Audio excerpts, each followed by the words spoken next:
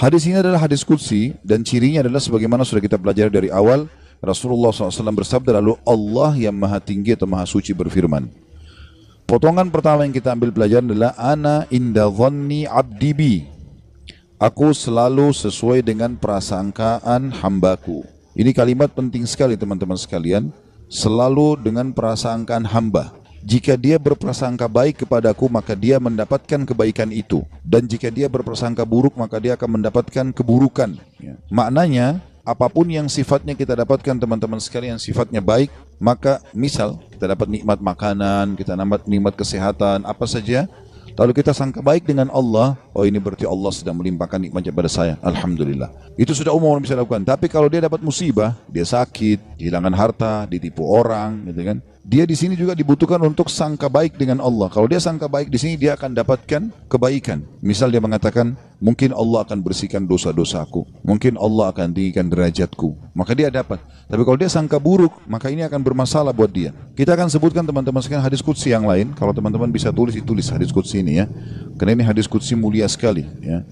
Kalau saya subhanallah selalu merasa gembira sekali dengan mendengarkan hadis qudsi ini ya. Dan hampir setiap hari hadis ini selalu saya ulang-ulangi teman-teman sekalian. Saya ulangi, saya baca lagi, saya renung lagi, dan seperti sebuah hiburan yang tidak akan pernah ada habisnya. Karena ini hadis qudsi, hadis sahih di mana Allah Subhanahu wa taala menyampaikan kepada kita berita gembira tentang orang-orang yang mau berprasangka baik dengan Allah. Allah berfirman, wahai anak Adam, artinya kita semua manusia dipanggil. Jangan pernah engkau takut kepada siapapun yang mempunyai kekuasaan, selama kekuasaanku ada. Dan ketahuilah, kekuasaanku tidak akan pernah punah selamanya. Wahai anak Adam, jangan pernah engkau takut dengan kesempitan rezeki, karena perbendaharaanku penuh.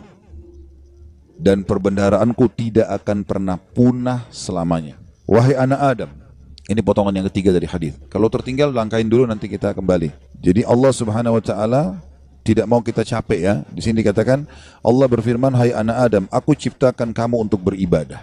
Maka jangan engkau main-main. Aku menciptakan engkau untuk beribadah, maka jangan kamu main-main. Tadi potongan pertama, kalau ada yang tertinggal silakan. Wahai anak Adam, jangan engkau takut pada siapapun yang mempunyai kekuasaan selama kekuasaanku ada, dan kekuasaanku tidak akan pernah punah selamanya. Kemudian potongan kedua, wahai anak Adam, jangan pernah engkau takut dengan kesempitan rezeki, sedangkan perbendaharaanku penuh, dan perbendaharaanku tidak akan pernah punah selamanya. Wahai anak Adam, aku ciptakan engkau untuk beribadah, maka janganlah engkau main-main, dan aku tentukan rezekimu, maka tidak perlu kamu capek. Tentu anggota tubuh kita bergerak, hati kita bertawakal ya. Aku ciptakan engkau untuk beribadah, jangan engkau main-main, dan aku tentukan rezekimu, maka tidak perlu engkau capek.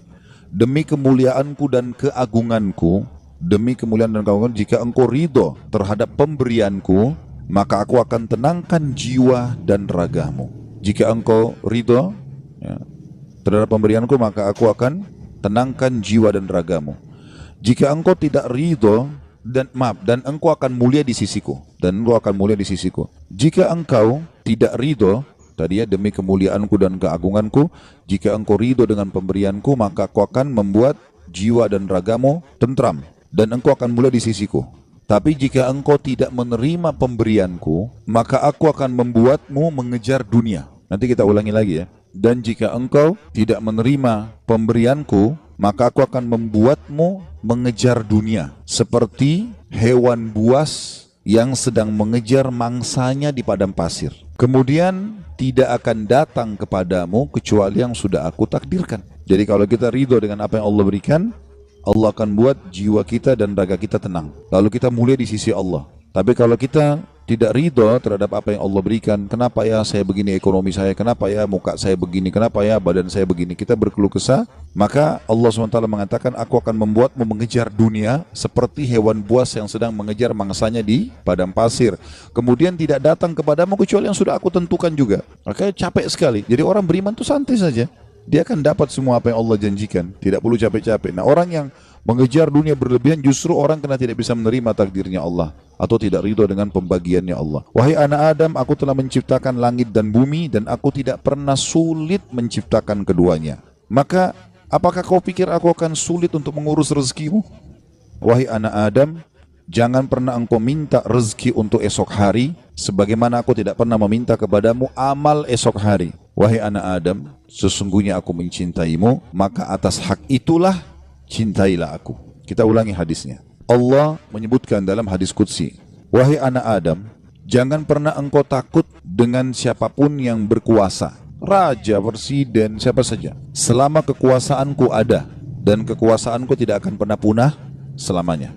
Wahai anak Adam, lanjutan yang potongan duanya, jangan pernah takut dengan sempitnya rezeki, sebab perbendaharaanku banyak, penuh, dan perbendaharaanku tidak akan pernah habis selamanya. Yang ketiga, wahai anak Adam, aku telah menciptakan engkau untuk beribadah, maka jangan bermain-main, dan aku juga sudah menentukan rezekimu, maka tidak perlu engkau capek. Jadi di sini anggota tubuh kita berusaha, hati kita bertawakal.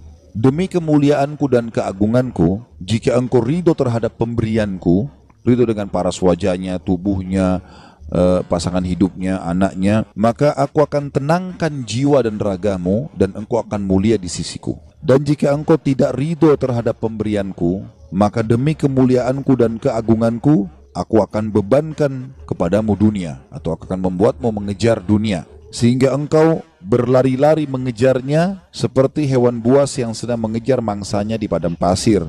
Kemudian tidak datang kepadamu kecuali yang sudah aku tentukan.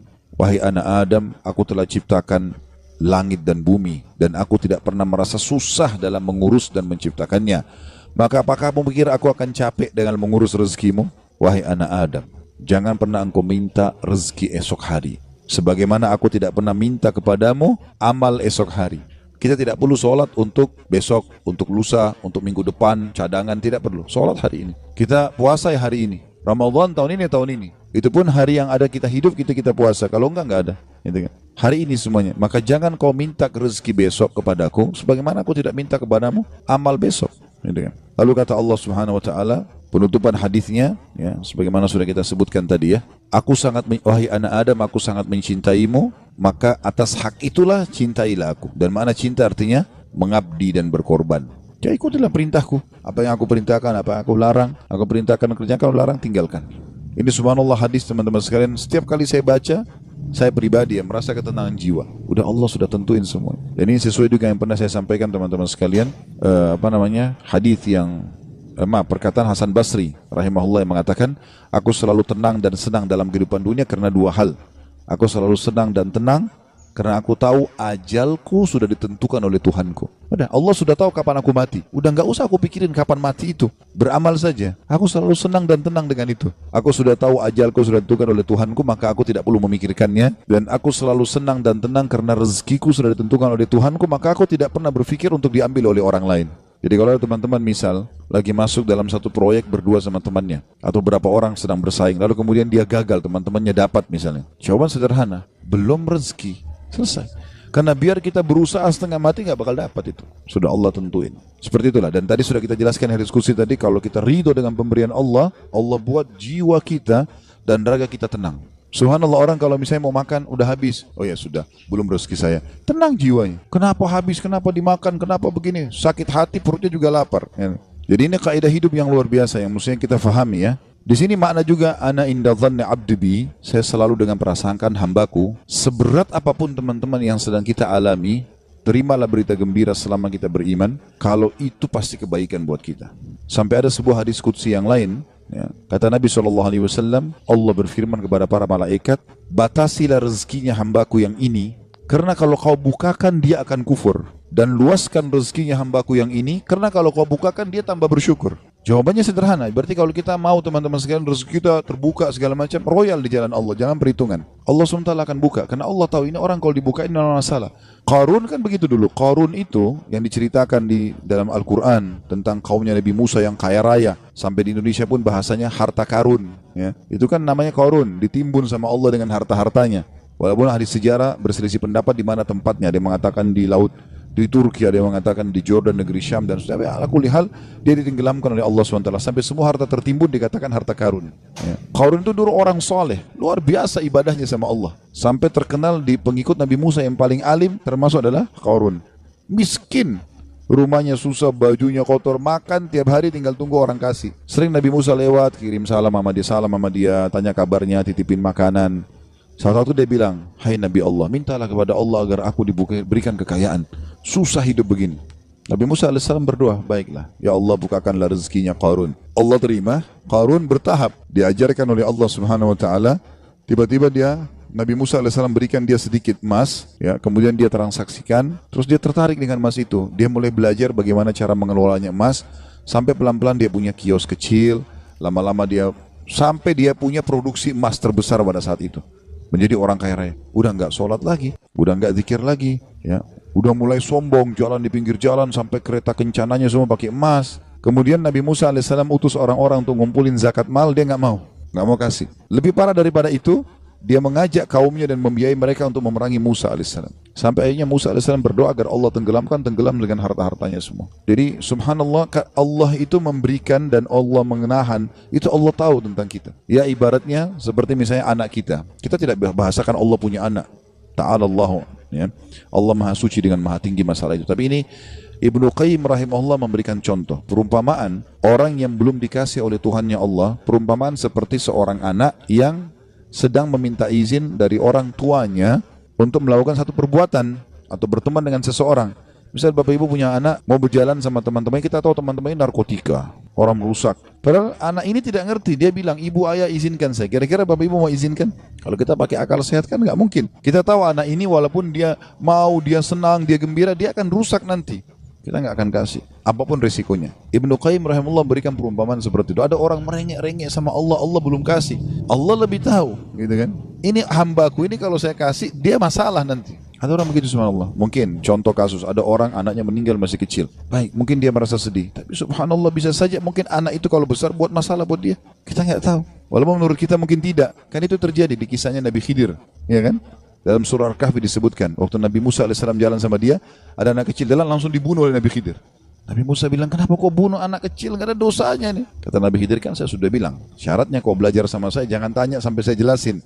Tapi yang jelas, Nabi Musa bertanya waktu itu, ringkas cerita, nanti akhirnya Nabi Khidir ceritain. Gitu kan? Nabi dia bilang, anak itu sudah ada berita dari Allah. Kalau anak ini kalau besar, dia akan durhaka sama orang tuanya. Sementara orang tuanya ini adalah orang soleh, orang baik. Si ayah sampai ibu ini orang baik. Maka Allah menyuruh aku membunuhnya. Aku pertama utusan Allah. Kalau aku bunuh, aku tidak berdosa. Itu anak ini meninggal belum balik, berarti dia juga masuk surga. Orang tuanya digantikan oleh Allah anak yang soleh. Hamil lagi ibunya setelah itu. Kemudian melahirkan anak yang soleh. Kita tidak tahu rahasia Allah. Maka berprasangka dengan Allah baik ini penting. Apapun sifatnya teman-teman. Apapun sifatnya. Saya ketemu dengan seorang pengusaha di Surabaya, habis tabligh akbar tuh hari. Datang kepada saya, Ustaz, di antara teman-teman saya orang yang bisa dikatakan di antara mereka kelasnya yang paling alim lah saya. Artinya di antara ibadah segala macam, teman saya masih ada yang lalai sholat. Saya alhamdulillah azan ke masjid, urus ibadah lah gitu kan. Masuk ke satu proyek, semua dapat kecuali saya Ustaz. Bagaimana memahami? Hati saya masih pegel nih gitu. Saya jawab itu belum rezeki antum. Dan bisa bahaya, mungkin saya kalau antum masuk malah jadi masalah. Bersangka baik sama Allah. Sudah, orang mukmin itu seperti kalau jalan ke satu tempat, antum lagi jalan ke dalam gang, ketemu sebuah jalan yang buntu. Apa yang harus dilakukan? Nggak usah mikirin kenapa ini buntu. Belok kiri atau kanan, cari jalan keluar. Itu solusinya. Kan gitu. Kalau mentok selesai, langsung cari jalan keluar. Gitu ya. Sampai dalam masalah ibadah, kita bangun telat nih subuh. Udah nggak usah pikirin kenapa saya telat dulu. Uduk dulu, sholat dulu. Baru nanti hilangkan sebab-sebabnya. Besok jangan terulang. Gitu kan. Kalau nggak akan terbuang waktu. Akan hilang kesempatan-kesempatan. Dalam kaidah agama dikatakan, apa yang tidak bisa dijangkau semuanya, jangan hilang sebagiannya. Kalau kita nggak sempat sholat sunnahnya, minimal wajibnya jangan sampai kehilangan. Kita masuk ke masjid, banyak orang begitu. Kadang-kadang dia masuk masjid, sholat duhur misalnya, kayak kita sebentar mau duhur ya. Dia sholat misalnya, dia masuk masjid, dia lihat imam ini sudah bangun dari ruku, sami Allah liman hamidah. Nunggu kenapa dia mau tahu ini rakaat terakhir atau bukan? Kalau rakaat terakhir sudah ditunggu aja sampai salam, baru dia sholat sendiri. Keliru ini akhi. Tetap lebih utama sholat pertama. Kata para ulama, walaupun tahiyat terakhir di jamaah pertama lebih afdal daripada jamaah kedua walaupun dia di saf pertama. Walaupun itu sudah terakhir. Takbir duduk tahiyat sama mereka. Berapa banyak orang yang tidak paham masalah ini. Yang tidak bisa didapat semuanya, jangan kehilangan sebagiannya. Itu kaidah. Harusnya begitu. Apa saja teman-teman sekalian. Subhanallah, saya pernah punya teman orang Senegal dari Afrika dulu waktu masih di Madinah. Teman saya di sebelah duduk di sebelah saya. Dia mungkin telat masuk kuliah 3 bulan gara-gara pengurusan visanya berangkat gitu. Tapi subhanallah cum laude anak itu. Dia datang duduk di sebelah saya. Mulai masuk hari itu, saya kan nulis juga apa yang dosen bilang. Saya ikutin apa yang dosen bilang, saya tulisin. Anak ini begitu masuk sudah 3 bulan. Udah banyak lembaran pelajaran yang ketinggalan. Mungkin ada 40-50 lembar tulisan yang sudah ketinggalan. Tapi dia mulai hari itu teman-teman sekalian, dia langsung tulis. Mulai masuk hari pertama, dosen pertama, dan sampai masa ujian terus saja dia nulis. Saya sempat tanya dia waktu dia mulai nulis, "Akhi, bagaimana ente nulis, kan ada yang ketinggalan?" Dia bilang, "Gak apa-apa, saya tulis sekarang, nanti itu nyusul. Sekarang ini dulu saya tulis." Dan betul, ternyata setelah mendekat ujian, yang dia tulis berisi kurang lebih 70%, yang tertinggal 30%. 30% itu disusul sama dia, diambil tulisan teman-teman yang sudah ada baru disusulin. Jadi yang tidak bisa dijangkau semuanya, jangan kehilangan sebagiannya, kan gitu. Ada orang begitu, subhanallah, ya. Lewat waktu sholat duha sudah kepepet, sudahlah nggak apa-apa, nggak usah deh, besok aja. Jangan, sekarang, walaupun cuma 2 rakaat, gak ada masalah. Jangan kehilangan semuanya. Maka itu kejelian dalam memahami itu, teman-teman.